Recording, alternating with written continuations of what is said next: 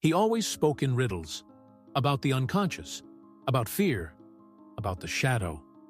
But one day, he spoke too clearly, and that recording disappeared. Where it was made is still unknown. Some say Zurich, 1956.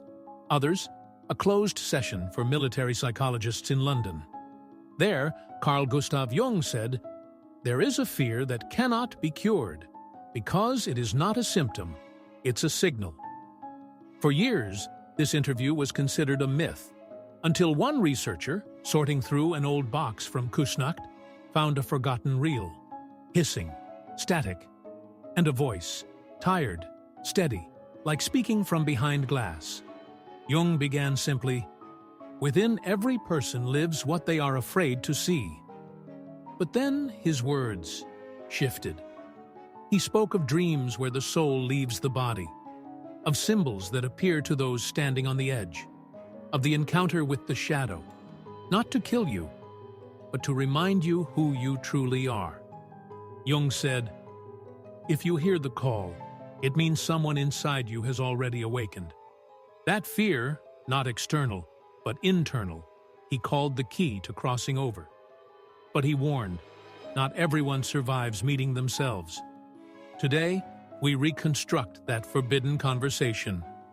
We'll reveal the phrases omitted from his books, the interpretations that were silenced, the visions that came to patients on the threshold between life and death. This video is not just a reconstruction, it's a descent. And if you feel a tremble, a pulse, a coldness in your chest, it's not editing. It's you, entering the zone where the shadow begins to move. Are you ready to meet it? Then watch and listen carefully, because this is not fear. It's you, trying to remember what happened to you before you were born. People aren't afraid of what's outside. They're afraid of the inner signal, because it demands change. These words sound like a whisper, almost indistinguishable. But that's how the lost recording begins. It's believed Jung was addressing a private audience, doctors, psychiatrists, analysts. The topic: deep structures of fear in transitional states of consciousness.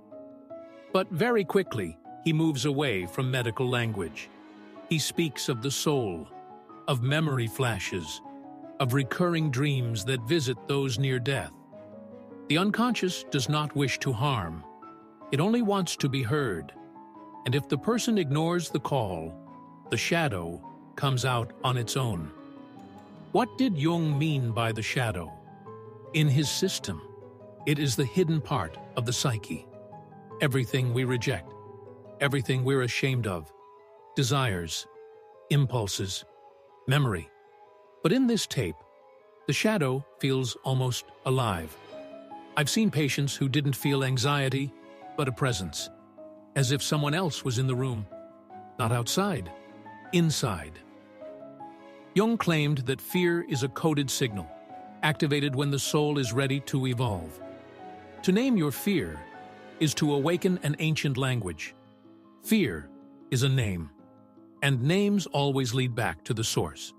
Pause, static. He describes a patient, a young woman with panic attacks, but no external factor could explain her state. She wasn't afraid of crowds or death or closed spaces.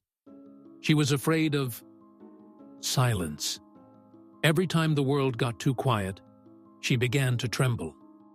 When I asked her what she heard in the silence, she said, "I hear myself, but it's not me." Jung believed this is when the archetypal shadow begins to speak, not personal fears, but visions from the collective unconscious. He called it the voice from before birth. Each person arrives with a theme, but the system teaches them to forget. And when that theme reawakens, it sounds like alarm. Fear, Jung said, is the soul reminding you why it came here. But if we avoid it, repress it, disguise it, it grows stronger. I've seen fear become physical. It lives in the organs, in the bones. It hijacks the body, just to be heard. He refers to a symbol found in Tibetan texts. The gate of fear is the gate of transition. Everyone who feels fear is already on the path, but most turn back. Another pause, a cough on the tape. Jung continues. The symbol of fear comes first, but always behind it comes the guide, the one who helps the soul remember. Who is this guide? Jung doesn't say clearly, but he describes a figure appearing in a dream, a familiar stranger, a voice, not from outside, but from within. If you hear the voice, stop. Don't run. Ask its name. This technique was later recorded by his students as the shadow encounter. Its purpose, not to reject fear, but to contact it. If you avoid your fear, you avoid yourself. And if you avoid yourself, you can no longer be you. At the end of the first part of the recording, Jung says something you won't find in any of his books. Fear is the soul remembering, but terrified to be recognized. Tape noise grows louder. The room feels colder. Today, this transcript is a key to the fears we've learned to ignore. If you hear the call, don't run. It's not an enemy. It's you, standing at the threshold. The shadow is you, the one who was never allowed to speak. But he remembers, and he has waited. In the second part of the Lost Conversation, Jung turns to the archetype of the shadow. He doesn't speak of it as a psychological metaphor, but as a real presence living inside each person, hidden beneath layers of upbringing, morality, and social pressure. Every person builds a persona, a mask that pleases the world, but alongside it, he creates the shadow, all that the world rejected. Jung claimed, the more perfect and successful someone appears on the outside, the stronger and more restless their inner shadow becomes. Those who try too hard to be good often carry within them someone who's been screaming for a long time. He recalls a patient, a professor of philosophy, a bright, rational, well-respected man. But he was haunted by a fear that everything around him was a performance, and he himself just a puppet, controlled by someone else. He heard a voice, but it wasn't threatening. It just said, "This isn't you." Jung worked with him using symbols. He asked him to draw his dreams, describe bodily sensations, recall moments when it felt like someone else was waking up inside. One day, the patient confessed, "I'm not afraid of death. I'm afraid I'll die and never know who I really was." Jung wrote in his notes, "It wasn't a fear of death. It was a longing for the true self." And it's in such moments he believed that the shadow awakens. It does not want destruction. It wants truth.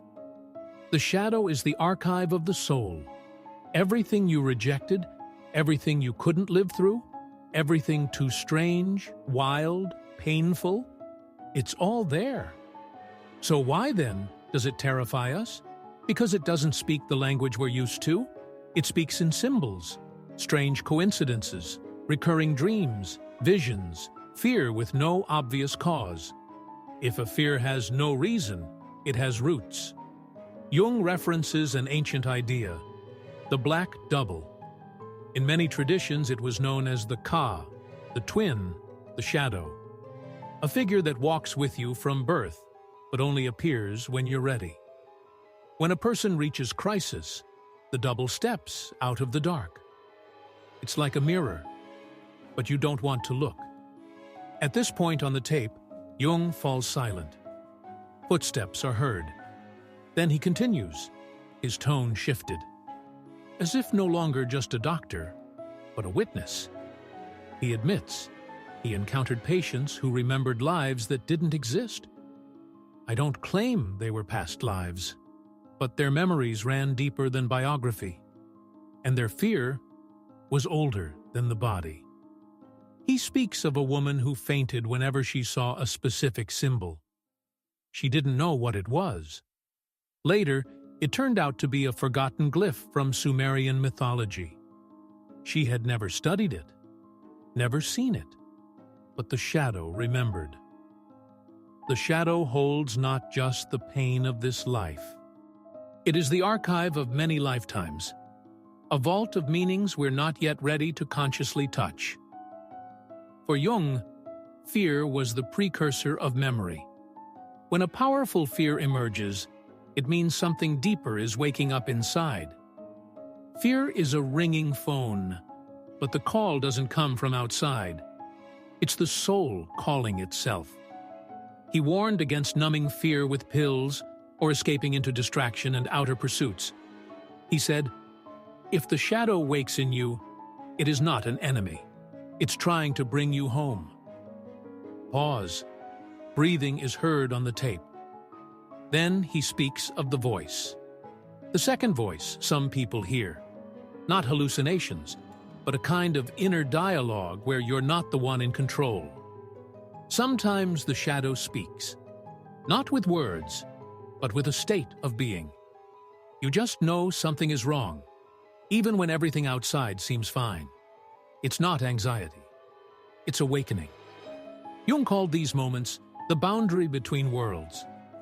And he warned, if you do not listen, the shadow will start to speak through the body. Unexplained pains, exhaustion, no sleep can fix. Feeling like time is distorted, tears without cause, the sense that you're not where you're supposed to be. If you feel this, don't try to treat it. Try to hear it. The act ends with a phrase Jung speaks in a near whisper. In the moment of your greatest fear, you are closest to yourself. Integrating the shadow is not a battle against evil. It is a return to who you were before you became acceptable. Jung speaks of the most important moment, what to do when you come face to face with your shadow. What to do when fear is no longer external, but becomes a voice within, when the body begins to remember, and the soul trembles for no reason. He writes, when you feel like you're too much, it's not a sickness. It means you're stepping beyond the mask. Jung called this process integration. It's not suppression and not merging. It is allowing yourself to exist. He said that the moment you stop fearing the shadow, it stops being frightening. Because in truth, it was always you. The shadow is you forgotten, your original shape, before rules, before fear, before a name. In the lost recording, he tells the story of a patient who survived clinical death and came back with strange words. He said it was all silence, but in that silence, he heard his true name. I don't know how to pronounce it, but I knew who I was, and I can't lie to myself anymore. Jung wrote in his journal, some die to remember, but some can remember and stay. He believed that fear was a compass. If you move through it, without running or numbing, it turns into light, like a lamp switched on inside you. He said the soul doesn't tremble out of fear. It trembles because it's been unheard for too long. When the soul speaks, it shakes. And that trembling is a call. You think you're afraid, but it's her calling. Say, I'm here, and she will begin to guide you. Jung warned, if you don't listen, the pain deepens.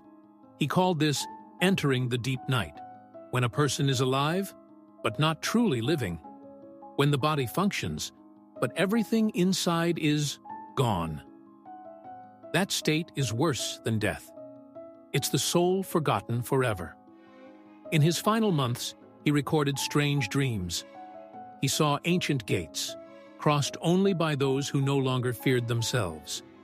He wrote, it's not hell, it's a mirror, and there you see only the truth. One of Jung's last entries read, "If you haven't met your shadow, you haven't started living. Everything else is just biography." He believed the shadow is not darkness. It is encrypted light, just in a different frequency. To hear it, you must turn off the external noise. You must fall silent, be alone, risk being with yourself. In silence, you hear yourself for the first time, and then you remember. And then he whispers his final words. You think you're afraid, but really, you're standing at the threshold, and beyond it is your real self, the one who remembers, the one who knew, the one who didn't come for the first time. No one told you, but you always knew. If you listened to this until the end, if something within you stirred, perhaps this is not just a story. Perhaps your shadow heard you. Now, listen to her, because behind fear, there's always a call. And if you felt it, you're no longer asleep.